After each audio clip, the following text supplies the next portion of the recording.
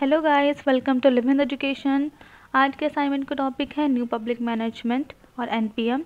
ये public administration का topic है। चलिए वीडियो को स्टार्ट करते हैं। The new public management NPM came into existence in 1990s. The term new public management was coined by Christopher Hood. The new public management is also called managerialism, market-based new public administration, and third way between public administration and private administration. It brings two concepts together which have kept themselves apart from each other, that is public administration and private administration. And in 1980s, a view is emerging that the similarity between the both are greater than their differences. New public management 1990s या 1980s में आया था। New public management term Christopher hood ने coin किया था and इसको मैनेजरियलिज्म भी कहा जाता है, market based new public administration भी कहा जाता है, और ये पब्लिक एडमिनिस्ट्रेशन और प्राइवेट एडमिनिस्ट्रेशन के बीच का पार्ट है।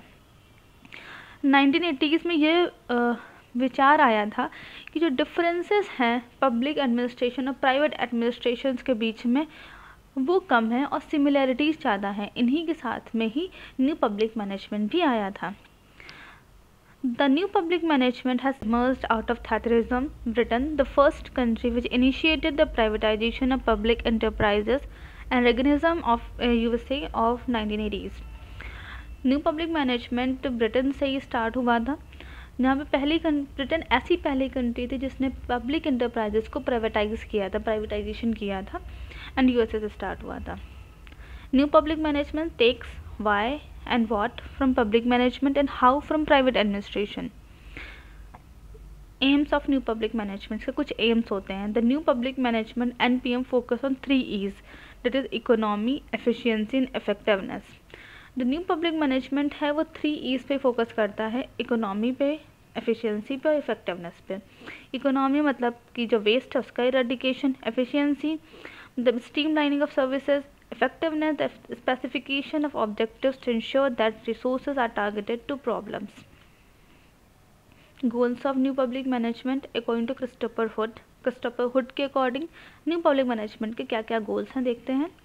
The NPM has 7 goals, features और doctrines according to Christopher Hood. पहला, emphasis on professional management in public sector, laying of explicit standards and measures of performance. A shift to greater emphasis on output control rather than procedures. A shift to scattering units in public sector. A shift to greater competition in public sector. A stress on private sector management practices. A stress on greater discipline and parsimony and resources use. New public management basically professional management पे बात करता है।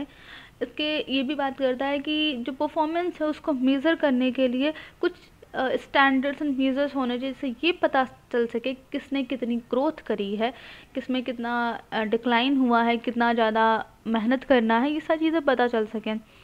And जो new public management है वो basically output पे ज़्यादा ध्यान देता है, ना कि इनपुट पे। से पहले क्या होता था कि जो पब्लिक एडमिनिस्ट्रेशन था, पब्लिक मैनेजमेंट था, वो इनपुट पे ज़्यादा ध्यान देता था, आउटपुट पे इतना ज़्यादा ध्यान नहीं देता था। तो अब जो न्यू पब्लिक मैनेजमेंट है वो आउटपुट पे ज़्यादा ध्यान दे रहा है। उसके बाद जैसे कि पहले सेंट्रलाइजेशन था कि सारा वर्क जो पब्लिक एंटरप्राइजेस है उनके पास होता था, लेकिन अब ये है कि पब्लिक सेक्टर्स में डिफरेंट यूनिट्स बनाई जा रही हैं जिनको वर्क दिया जा रहा है करने को।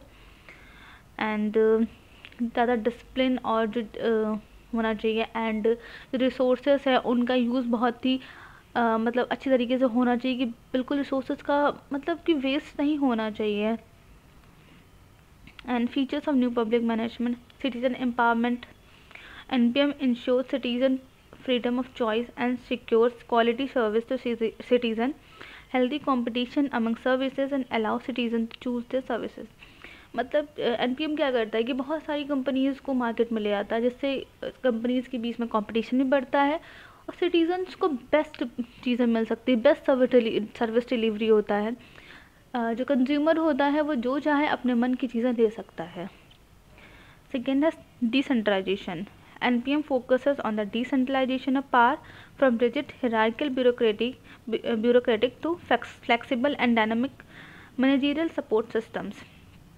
मतलब कि एनपीएम फोकस करता है कि जो डिसेंट्रलाइजेशन अथॉरिटी का होना चाहिए, पावर जो है शिफ्ट होनी चाहिए डिफरेंट डिफरेंट यूनिट्स में, और जैसे कि हियरार्किकल ब्यूरोक्रेसी से उसको फ्लैक्सिबल उसमें बनाना चाहिए, जब different different support system develop करने चाहिए जिनको वर्क डेलीगेट किया जा सके, तो वर्क बहुत ज़्यादा इफेक्टिवली हो सकेगा, रेड टेपिज्म नहीं आएगा। तो ये सारी चीज़ें बात करता है। तीसरा, गोल orientation. The main purpose is to achieve specific goals. That's why NPM more focus on the outcome than procedure. मैंने अभी आपको समझाया था कि NPM प्रोसीजर पे तो ध्यान नहीं देता है, आउटकम पे ध्यान देता है, तो मतलब ये गोल ओरिएंटेड है। Managerial support services. It focuses on securing citizen quality services. For this, the best talent are hired by offering good salary, initiatives and other benefits. It always emphasizes on skill improvement program for getting maximum outcomes. NPM basically ये focus करता है कि जो citizen को जो service provide की जा रही है उसकी क्वालिटी बेस्ट हो, तो इसके लिए जो बेस्ट टैलेंट है मार्केट्स में उसको हायर करता है, उसको अलॉटमेंट्स दे के, अच्छी अच्छी सैलरीज दे के उनको हायर करता है, और स्किल इम्प्रूवमेंट प्रोग्राम्स वगैरह कराता है, जिससे कि मतलब जो वर्कर्स हैं, आई मीन जो मैनेजर्स जो भी सर्विस को प्रोवाइड कर रहे हैं उनकी स्किल्स बढ़ें, तो अच्छी क्वालिटी ऑफ सर्विसेज को प्रोवाइड कर सके वो लोग। फिफ्थ है cost cutting and facilitated income growth. The main purpose of contracting out governmental sector is to reduce the cost of the government and secure maximum income of the government. मतलब कि जैसे कि क्या होता था कि गवर्नमेंट हर जगह खर्चा लेती थी, चलाती थी अपने खर्चे से, तो गवर्नमेंट के ऊपर डेब्ट आ जा रहा था। गवर्नमेंट अपने खर्चे से हर चीज़ करती थी, तो वो डेब्ट में जा रही थी, उसके पास पैसा ही नहीं बच रहा था। तो इसलिए अब जब वो कॉन्ट्रैक्ट आउट करेगी चीज़ों को, तो इससे की कॉस्ट भी कम होगी और गवर्नमेंट की इनकम भी हो सकेगी। थर्ड है उसके बाद objective of new public management. New public management advocates downsizing the public bureaucracy and seeks reduction in the functioning of the modern state. जो न्यू पब्लिक मैनेजमेंट है वो ब्यूरोक्रेसी को कम करने की बात करता है, और स्टेट का इंटरफेयर है स्टेट में वो भी कम करने की बात करता है. The defining attribute are localisation, externalisation and effectiveness. Localisation refers to devolution and decentralization of power to lower levels of governance. It will promote physical proximity to the actual user of services. Localisation मतलब ये है कि जो work है उसको जो local level के sectors हैं उनको मतलब उनके डेलीगेट करना चाहिए, जिससे कि ये होगा कि जो यूज़र होगा और जो सर्विस प्रोवाइडर होगा उसके बीच में प्रॉक्सिमिटी बढ़ सके, उसके बीच में कनेक्शन बढ़ सकेगा.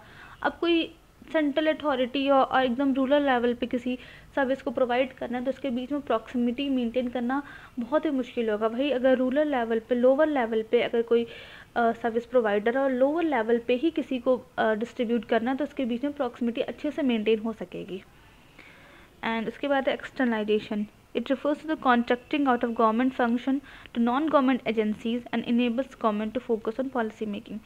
जो गवर्नमेंट के वर्क्स हैं उनको कॉन्ट्रैक्ट आउट करना से कि प्राइवेट इंडस्ट्रीज़ को दे दिया जाता है. रेलवे का हुआ था जो कि प्राइवेटाइजेशन उसका हो रहा था. बहुत सारी ऐसी चीज़ें इनको प्राइवेट इंडस्ट्रीज़ को बहुत सारे वर्क दे दिए जाते हैं.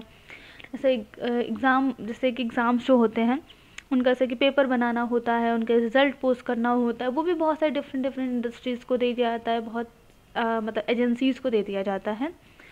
तो ये सब होता है कि contracting out of government work, जिससे कि ये होगा कि जब गवर्नमेंट का पास बर्डन कम होगा तो वो पॉलिसी अच्छी बनाएंगे, उस पर ज़्यादा ध्यान दे पाएंगे. Then ब्यूरोक्रेटाइजेशन.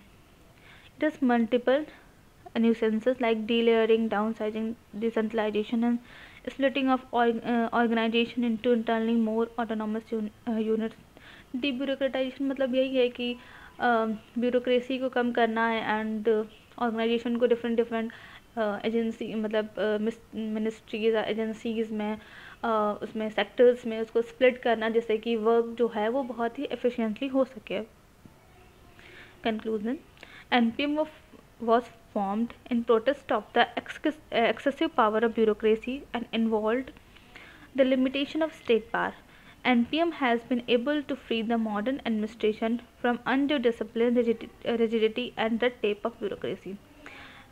New public management basically जो फॉर्म हुआ था कि ब्यूरोक्रेसी का बहुत ज़्यादा वो हो रहा था, बहुत ज़्यादा कंट्रोल कर रही थी, इसकी वजह से सिस्टम तो वो भी अच्छे से मतलब वर्क नहीं कर पा रहा था। तो इसके अगेंस्ट में एनपीएम फॉर्म हुआ था। हाँ, एनपीएम बेसिकली जो एडमिनिस्ट्रेशन है उसको रिजिडिटी से या फिर रेड टेपिज्म, मतलब जो काम करने में डिले होता है और डिसिप्लिन नहीं होता है, तो इन सब चीज़ों को दूर करने में हेल्प करता है। इन सब चीज़ों के लिए ही न्यू पब्लिक मैनेजमेंट आया है। तो ये रहा न्यू पब्लिक मैनेजमेंट। इस वीडियो का जो PDF है ये आपको हमारे टेलीग्राम चैनल पर मिल जाएगा, लिंक डिस्क्रिप्शन में दिया हुआ है, आप जाके वहाँ से ले सकते हैं। और अगर आपको किसी और टॉपिक पे असाइनमेंट चाहिए तो आप हमारे कमेंट सेक्शन में मेंशन कर दीजिएगा, हम लोग जल्दी ही वीडियो लेके आएंगे। ठीक है, चलते हैं तब तक के लिए जय हिंद।